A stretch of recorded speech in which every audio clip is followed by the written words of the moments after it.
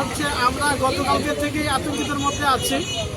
গতকাল যে ঘটনা আসার পর আমরা যেভাবে আতঙ্কিত ছিলাম, আজকেও একইভাবে আমরা যখন অফিসে ঢুকি এবং অফিসে কাজকর্ম শুরু করি, ঠিক একইভাবে আরও একটা ইমেল আসে এবং সেই ইমেলটা পাওয়ার পরে আমরা তড়িঘড়ি গতকালকের মতো আজকে আমরা অফিস থেকে বেরিয়ে যাই এবং প্রত্যেকে রিস্কিউ করি এবং একইভাবে আমরা আতঙ্কিত।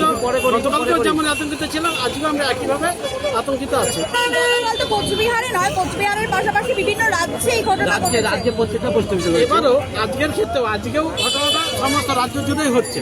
বিশেষ করে পাসপোর্ট অফিসগুলো যেগুলো পোস্ট অফিসে পাসপোর্ট হচ্ছে, সেই অফিসগুলোর উপরেই অ্যাটাকের একটা চিন্তা ভাবনা কি কারণে হচ্ছে কি মনে করছেন? কোনো চক্রান্ত নাকি? হ্যাঁ, চক্রান্ত তো বটেই, তবে এটা তো টোটালটাই তদন্ত সাপেক্ষ। তদন্ত ছাড়া এখানে কিছু বলা যাবে না বা বলা উচিত নয়। গতকালকে আপনাদের এখানে কোনো তদন্ত থেকে কেউ এসেছিল? গতকালকে আমাদের এখানে আসেনি, আসার কথা ছিল, ওরা আসতে পারেনি, মানে সময় পৌঁছাতে পারেনি। আজকেও আমরা খবর দিয়েছি, যদি আজকে আসে ওরা তদন্ত করে যাবে। কি মনে হচ্ছে খবরটা কি ভুয়ো নাকি সত্যিই হয়েছে এরকম কিছু? ভুয়ো বলে উড়িয়ে দেওয়া যায় না, ভয় তো প্রত্যেকেরই আছে।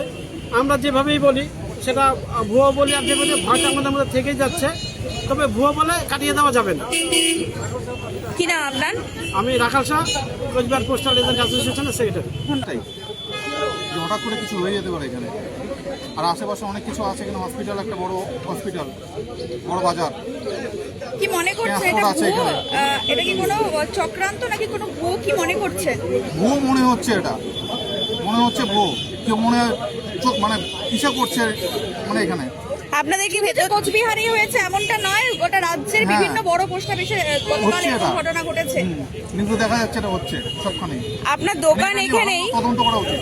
আপনার দোকান এখানেই রয়েছে, ভেতর থেকে কি জানানো হয়েছে যে এখন আপাতত দোকানটা উঠিয়ে নিতে বা